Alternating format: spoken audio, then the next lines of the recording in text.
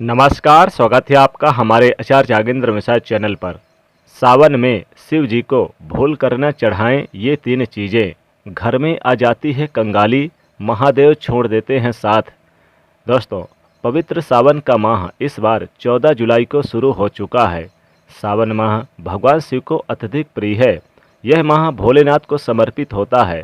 शास्त्रों के अनुसार देवशयनी में जब भगवान विष्णु 4 माह के लिए निद्रा में चले जाते हैं तो इन 4 माह में ब्रह्मांड का संचालन शिवजी ही करते हैं।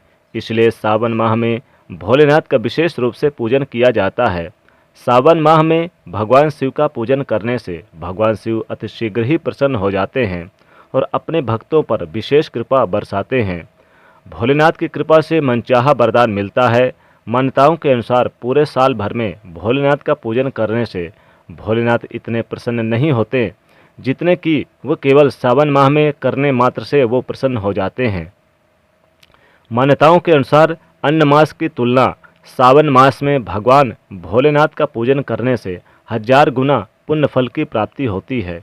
यह माह भगवान भोलेनाथ की कृपा प्राप्त करने के लिए बहुत ही शुभ माना जाता है।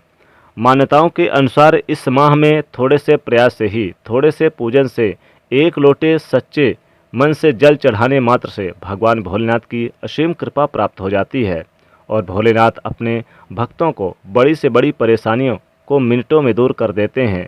इस माह में भोलेनाथ को प्रसन्न करने के लिए भक्त अलग अलग जतन करते हैं। कुछ भक्त कांवर लाते हैं, लेकर जाते हैं और भोलेनाथ का अभिषेक करते हैं, तो कुछ भक्त सावन में सोमवार का, प्रदोष का और शिवरात्रि का व्रत करते हैं जिससे भोलेनाथ की उन्हें कृपा प्राप्त हो सके।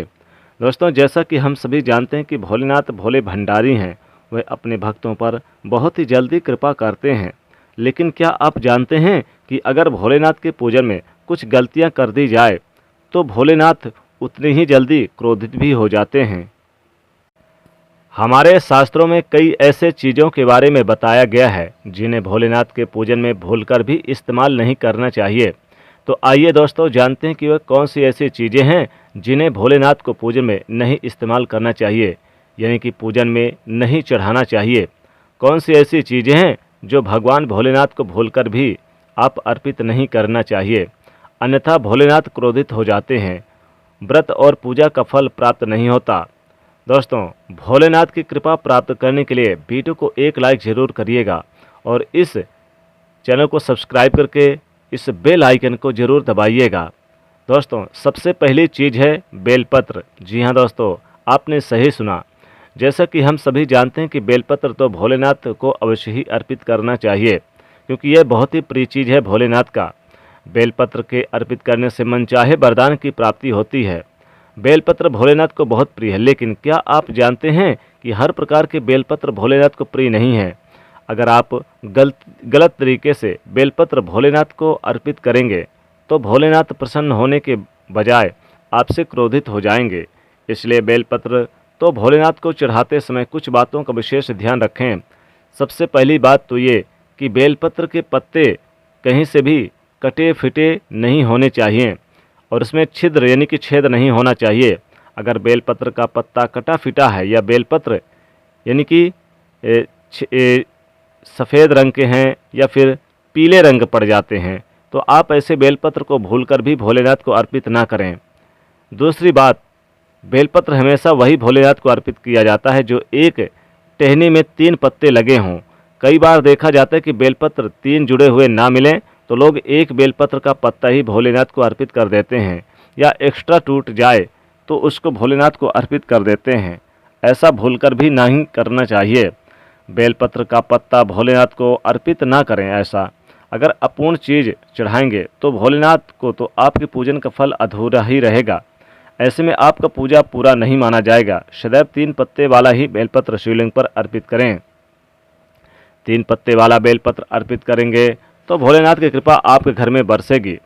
दोस्तों, अगली चीज़ है यानी कि जब आप दूध चढ़ाते हैं तो गाय का दूध चढ़ाते हैं शिवलिंग पर तो आप तांबे का यूज मत करिए। दूध चढ़ाते समय जल चढ़ा सकते हैं लेकिन तांबे में आप दूध डालकर मत चढ़ाइए क्योंकि तांबे में दूध जहर हो जाता है या फिर वो उसमें वो शक्ति नहीं रहती है। इसलिए स्टील या फिर चांदी के बर्तन में आप लेकर दूध चढ़ा सकते हैं, लेकिन आप उसमें ना चढ़ाएं।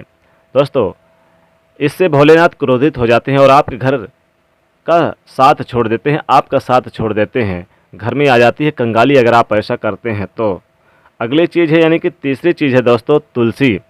तुलसी को भी आप भगवान शिवलिंग पर नहीं चढ़ाना चाहिए। भगवान भोलेनाथ को सावन तो क्या, कभी भी तुलसी भगवान शिव शंभू भोलेनाथ को नहीं चढ़ाना चाहिए। इससे भगवान भोलेनाथ क्रोधित हो जाते हैं और आपके घर में आ जाती है गरीबी, कंगाली। भगवान भोलेनाथ छोड़ देते हैं आपके घर का साथ और आपको मिलती है अनेक प्रकार के कष्टों और यात्राओं और परेशानियों का सामना करना पड़ता है। दोस्तों, बता दें कि आपको भोलेनाथ को साथ ही साथ हल्दी भी नहीं चढ़ानी चाहिए। हल्दी जो कि सौभाग्य का प्रतीक है, इसलिए इसे भी आप ना चढ़ाएं। साथ ही साथ दोस्तों, बता दें कि हल्दी आप बिल्कुल भूलकर भी आप सावन में शिवलिंग पर बिल्कुल भी ना चढ़ाएं।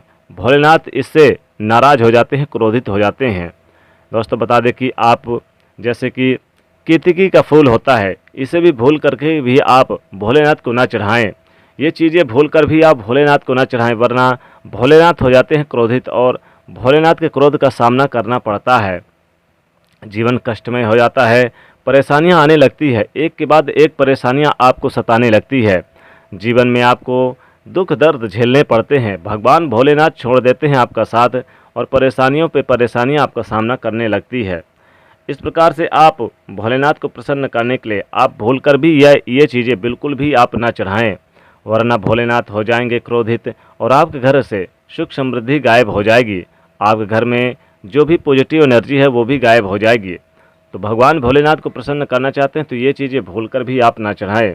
और ध्यान रखें दोस्तों, भोलेनाथ को सावन में आप धतूरा, बेलपत्र और उन्हें भांग वगैरह चढ़ाएं, लेकिन आप मन में सात्विक विचार लेकर ही आप उन्हें चढ़ाएं। और ख़ासकर अगर भोलेनाथ को आप यानी कि जल चढ़ा रहे हैं, जैसे कि बेलपत्र, तो कटा फिटा ना हो, तुलसी के पत्ते बिल्कुल ना चढ़ाएं, केतकी के फूल ना चढ़ाएं और साथ ही साथ काले कपड़े पहनकर भी आप भूलकर भी आप शिव जी की पूजन अर्चना ना करें। इन चीज़ों पर आपको विशेष ध्यान देना है, तभी आपको सावन के महीने का पूजन का पूरा पूरा फल मिलेगा। वरना सावन में अगर शिव जी को भूलकर भी ये चीज़ें चढ़ाते हैं तो शिव जी हो जाते हैं नाराज़, घर में आ जाती है कंगाली, महादेव छोड़ देते हैं साथ और घर में नित्य कुछ न कुछ परेशानियां होती रहती है। तो आप चाहते कि भगवान भोलेनाथ की कृपा प्राप्त हो तो निश्चित तौर पे आपको इन चीज़ों पर विशेष ध्यान देना है। दोस्तों, कमेंट सेक्शन में ज़रूर लिखिएगा हर हर महादेव। वीडियो को एक लाइक तो बनता है। इस वीडियो को आप अपने दोस्तों के लिए ज़्यादा से ज़्यादा शेयर करिएगा। चैनल से जुड़ने के लिए सब्सक्राइब करिए और इस बेल आइकन को ज़रूर दबाइएगा। हर हर महादेव। ओम नमः शिवाय।